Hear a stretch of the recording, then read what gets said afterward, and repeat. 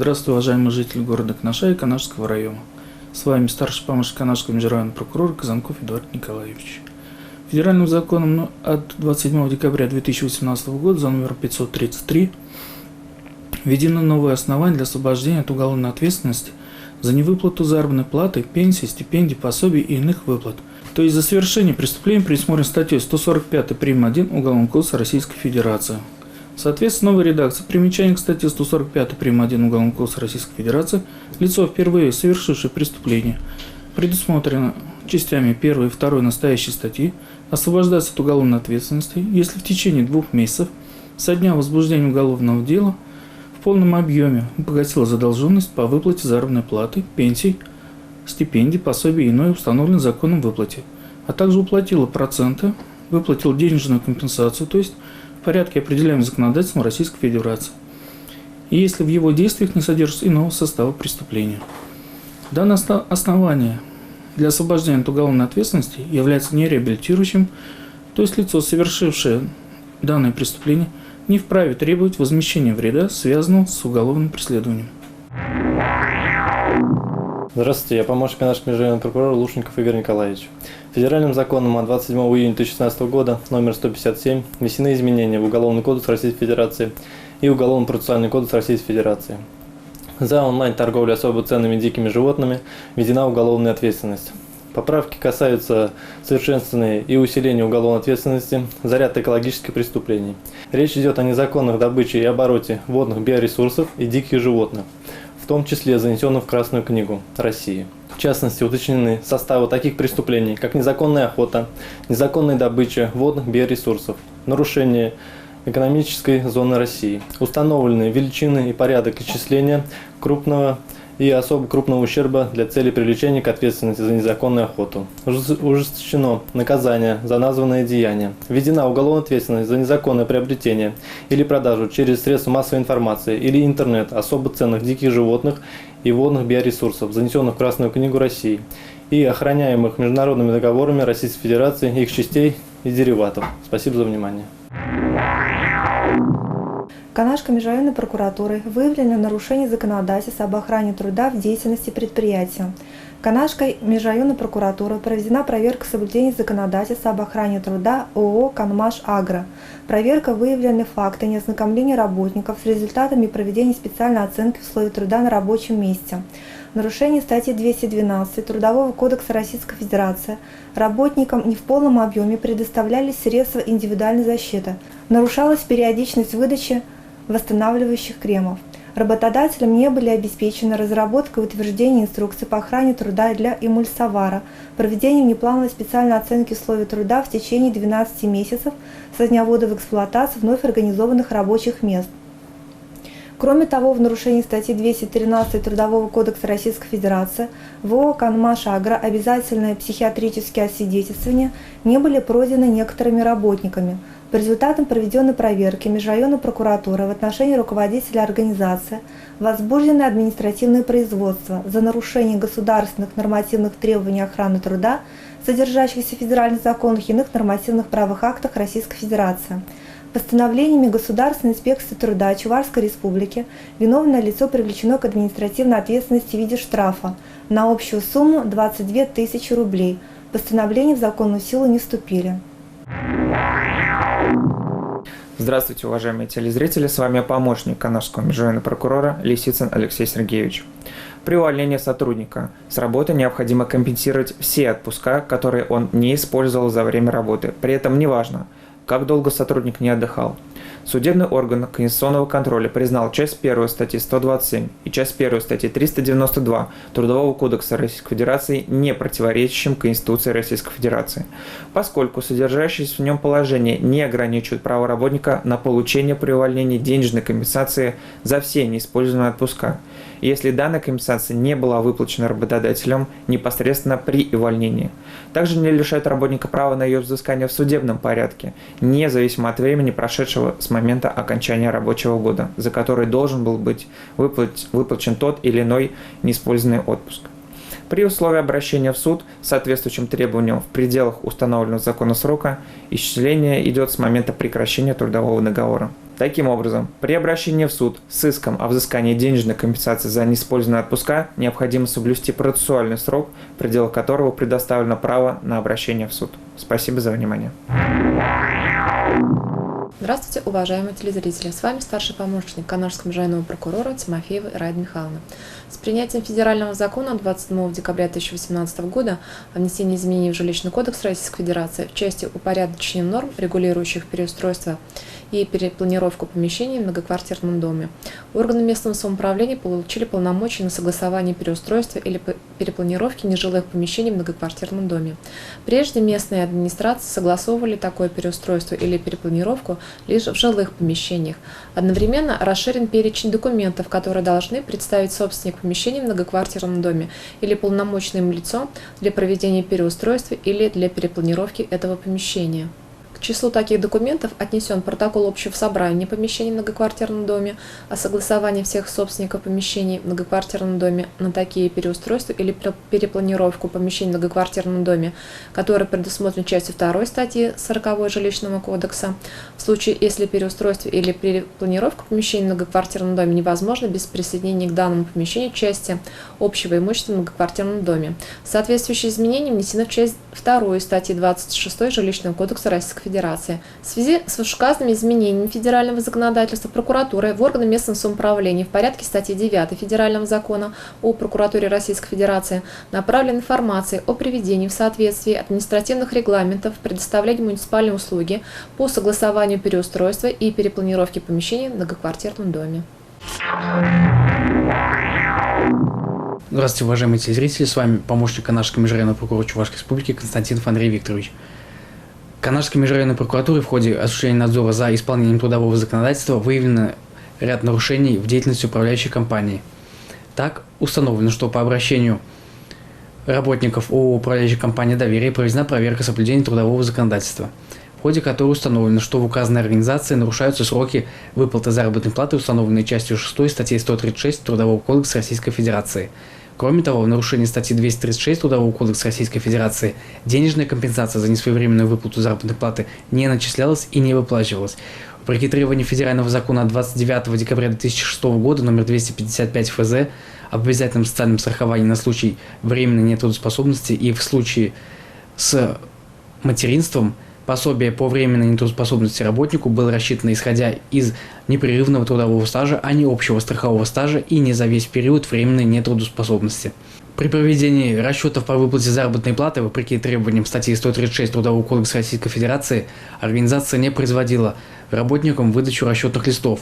Проверкой также выявлены факты незаключения трудовых договоров с работниками организации, непредоставления в налоговую инспекцию сведений о сумме заработка дохода, на которую начислялись страховые взносы на обязательное пенсионное страхование, сумме начисленных страховых взносов на обязательное пенсионное страхование. По данным фактам, в отношении руководителя указанной организации возбуждены дела об административных правонарушениях, предусмотренными частями 1, 4 и 6 статьи 5.27 КоАП РФ, нарушение трудового законодательства и иных нормативно-правовых актов, содержащих нормы трудового права. Постановлением Государственной жилищной инспекции Чувашской Республики виновное должностное лицо было привлечено к административной ответственности в виде штрафа на общую сумму 23 тысячи рублей. В отношении главного бухгалтера организации возбуждено дело об административном правонарушении, предусмотренном статьей 15.5 КоАП РФ, а именно нарушение сроков представления расчетов по страховым взносам. В настоящее время указанный материал находится на рассмотрении в суде. Кроме того, по вышеуказанным фактам в адрес директора управляющей компании внесено представление с постановкой вопроса о привлечении виновных должностных лиц к дисциплинарной ответственности. Здравствуйте, уважаемые телезрители! С вами в эфире старший помощник Канашского межрайонного прокурора Егорова Нина Вячеславовна. Канашской межрайонной прокуратурой проведена проверка соблюдения трудового законодательства в части оформления трудовых отношений индивидуальным предпринимателем Мустафаевой с работниками. Установлено, что в период с августа 2018 года по январь 2019 года у предпринимателя один работник осуществлял трудовую деятельность в должности сторожа. В нарушение требований закона трудовые отношения с указанным работником, индивидуальным предпринимателем официально не были оформлены. Трудовой договор не был заключен, запись об осуществлении трудовой деятельности в трудовую книжку не внесена. По данным фактам, межрайонная прокуратура в отношении индивидуального предпринимателя Возбуждено дело об административном правонарушении, предусмотренном частью 4 статьи 5.27 КоАП Российской Федерации, то есть по факту уклонения от оформления трудового договора. Постановлением Государственной инспекции труда в Чувашской Республике виновное лицо привлечено к административной ответственности в виде штрафа в размере 5000 рублей. Межрайонная прокуратура прилагает сообщать о фактах невыплаты заработной платы, получения серой заработной платы, осуществлении трудовой деятельности без заключения трудового договора, а также об иных нарушениях трудового законодательства по телефону горячей линии 2 15 66 2 32 76, либо прийти на личный прием по адресу город Канаш, улица Пушкина, дом 45. Канашской межрайонной прокуратурой проведена проверка соблюдения законодательства об охране труда акционерным обществом племенно-птицеводческий завод «Канашский». Проверка выявлены факты неознакомления работников с картами специальной оценки условий труда на рабочем месте, непроведения водного инструктажа, нарушение статьи 212 Трудового кодекса Российской Федерации, работникам не в полном объеме предоставляли средства индивидуальной защиты, нарушалась периодичность их выдачи. Работодателям не было обеспечено проведение внеплановой специальной оценки условий труда в течение 12 месяцев со дня ввода в эксплуатацию вновь организованных рабочих мест. Кроме того, в нарушении статьи 213 Трудового кодекса Российской Федерации в акционерном обществе племенно-птицеводческий завод «Канашский» обязательные психиатрические освидетельствования не были пройдены некоторыми категориями работников. По результатам проведенной проверки межрайонной прокуратуры в отношении руководителя организации возбуждено административное производство за нарушение государственных нормативных требований охраны труда. Постановлениями Государственной инспекции труда в Чувашской Республике виновное лицо привлечено к административной ответственности в виде штрафа на общую сумму 22 тысячи рублей. Спасибо за внимание. Здравствуйте, уважаемые телезрители, с вами помощник Канашской межрайонной прокуратуры Чувашской Республики Константинов Андрей Викторович. Канашской межрайонной прокуратурой проведена проверка исполнения законодательства о теплоснабжении в деятельности администрации города Канаш Чувашской Республики, в ходе которой установлено, что в нарушение требований федерального закона о теплоснабжении схема теплоснабжения города Канаш на 2019 год актуализирована не была, и работа по актуализации схемы теплоснабжения на 2020 год началась с нарушением установленного законом срока. Внесенное Канашской межрайонной прокуратурой в администрацию города Канаш представление осталось без удовлетворения. В связи с этим Канашская межрайонная прокуратура направила в Канашский районный суд исковое заявление к администрации города Канаш с требованием признать бездействие администрации города Канаш в части неактуализации схемы теплоснабжения города незаконным и обязать актуализировать схему теплоснабжения города на 2020 год. В соответствии с требованиями постановления правительства Российской Федерации от 22 февраля 2012 года о требованиях схемы теплоснабжения, порядку их разработки и утверждения. По результатам рассмотрения иска Канашский районный суд удовлетворил требования прокуратуры в полном объеме и обязал администрацию города Канаш в течение 2 месяцев со дня вступления решения суда в законную силу актуализировать схему теплоснабжения города Канаш Чувашской Республики. Решение суда в законную силу не вступило. Спасибо за внимание. Здравствуйте, с вами помощник Канашского межрайонного прокурора Березнина Евгения Александровна. Канашской межрайонной прокуратурой пресечены нарушения законодательства об охране труда в деятельности строительной организации. Проведена проверка соблюдения законодательства об охране труда в ООО «Строитель Плюс». Установлено, что работодателем не проведена специальная оценка условий труда, имеющихся в организации должностей, не организовано проведение за счет собственных средств периодических медицинских осмотров.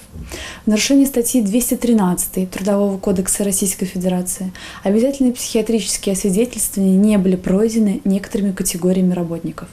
Кроме того, в организации не проводилось обучение по охране труда, а также проверка знаний требований охраны труда специалистов и рабочего персонала. По результатам проведенной проверки межрайонной прокуратуры в отношении должностного лица, ответственного за обеспечение безопасных условий труда и охрану труда в целом по предприятию, заместителя директора по строительству ООО «Строитель Плюс» возбуждены административные производства по части 2 и части 3 статьи 5.27 КоАП РФ за нарушение государственных нормативных требований охраны труда. Постановлением Государственной инспекции труда по Чувашской Республике виновное лицо привлечено к административной ответственности в виде штрафа на общую сумму 15 тысяч рублей. Канашской межрайонной прокуратурой выявлены факты выплаты заработной платы ниже минимального размера оплаты труда. Канашской межрайонной прокуратурой проведена проверка исполнения трудового законодательства индивидуальным предпринимателем, осуществляющим предпринимательскую деятельность в ювелирном магазине.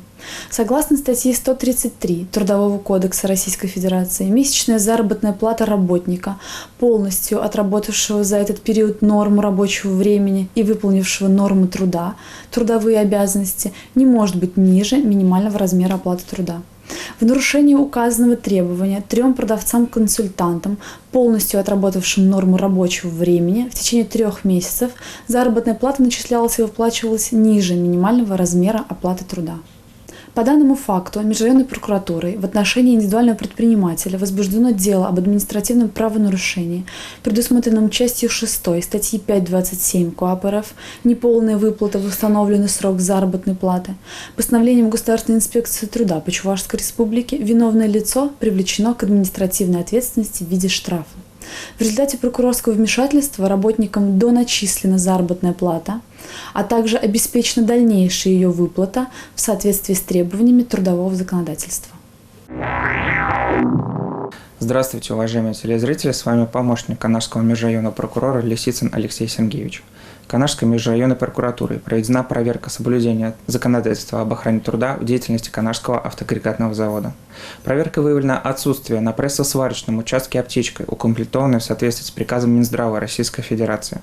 Вместе с тем, в нарушение требований статей 212, 225 Трудового кодекса Российской Федерации в организации допускались факты непроведения первичного инструктажа работников, обучения лиц, принимаемых на работу с вредными и опасными условиями труда. Так, слесарь механосборочных работ, стропольщик не прошли стажировку в течение первых 14 смен под руководством опытного наставника. По результатам проведенной проверки Межрайонной прокуратуры в отношении начальника участка, главного инженера Канашского автоагрегатного завода возбуждены дела об административном правонарушении по части 1, части 3 статьи 5.27.1 Кодекса Российской Федерации об административных правонарушениях.